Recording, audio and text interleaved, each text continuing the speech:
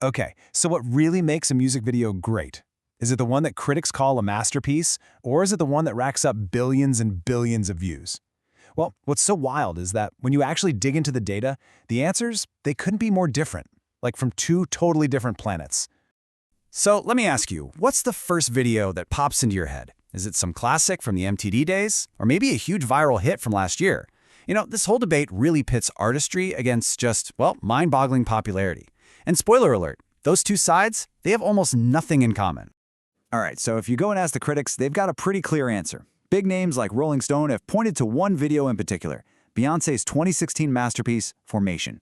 And look, this was so much more than just a music video, right? It was a massive cultural statement. It celebrated Black identity, and it got the whole world talking.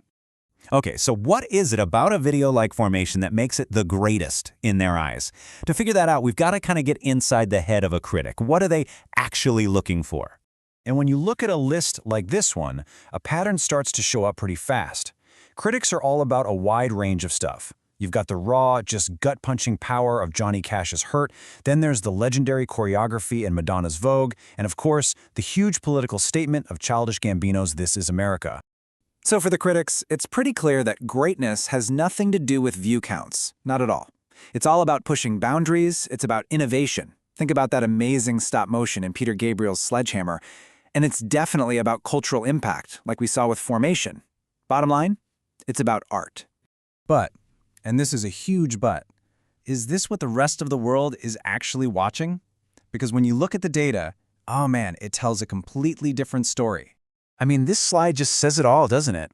On one side, you've got the critic's choice, Formation, and on the other, the most viewed music video of all time, Luis Fonsi's Despacito. But here's the crazy part. Even that incredible success doesn't show you the full picture of what people are really watching. Okay, get ready for this number. 16.6 billion. Billion. That's more than twice the number of people on planet Earth. And that number, it belongs to the most viewed YouTube video ever. Baby Shark Dance. I mean, look at that gap. It is absolutely staggering. Baby Shark and Despacito are just playing in a totally different league, a scale of popularity that even the most beloved classics can't even dream of touching. So the big question is, why? Okay, now we're getting to the heart of it. Why is there this giant canyon between what critics call great and what all of us are watching on repeat? Well, the answer is pretty simple, actually. It all comes down to what each group is looking for. The crowd's picks, they're all about things being easy to get into and super repeatable. You know, catchy pop songs that everyone in the world can vibe with. And, let's be honest, kid-friendly stuff that's designed to be played over and over and over again. The critics? They're playing a totally different game. They want complexity, they want that cinematic feel, and they want videos that actually make you think. And the data totally backs this up.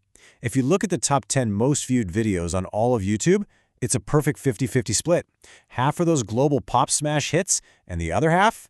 Yep, songs for kids. And guess what? There is practically zero overlap with any of those best of lists from the critics.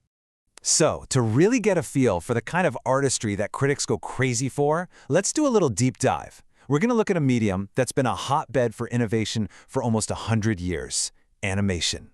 I mean, think about it. From way back with Disney's first experiments, all the way to the birth of MTV, animation has always been the go-to for artists who want to create these incredible worlds you just can't film in real life.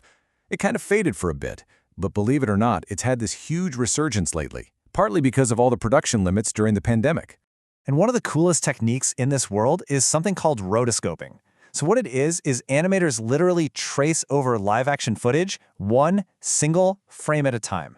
Yeah, it is an insanely labor-intensive process, but what you get is this totally unique, super fluid style that just looks incredible. And when you talk about rotoscoping, there is one undisputed king, a-ha's Take On Me. I mean, to make this thing, 2 animators spent 4 months hand-drawing more than 2,000 separate frames. Just imagine that. But here's the best part. This is one of those rare cases where artistry totally connected with the crowd. It has a whopping 1.9 billion views, which just goes to show that sometimes everyone can agree on what's great. And that spirit of innovation is still going strong. You've got everything from the White Stripes' amazing stop-motion video made entirely out of Legos to Tame Impala's trippy, psychedelic dreamscape made out of plasticine. Artists are always using animation to create these just unforgettable visuals. This is the kind of craftsmanship that gets a video on a critic's list. So, where does that leave us? After looking at both sides, how do we actually measure what makes a music video truly great? At the end of the day, it seems like we're using two totally different measuring sticks. One is all about art, influence, and whether a video can start a real conversation. The other one, it's just measuring pure, massive, global appeal. And here's the thing, neither one is wrong. They're just telling us two different stories about how a video can connect with people. And that really brings us back to the big question. For you, what makes a video great to you? Is it the unbelievable technical skill of something like Take On Me, the cultural earthquake that was Formation, or is it the simple, pure joy that gets a song like Baby Shark to 16 billion views? Ultimately, I think that answer is up to you.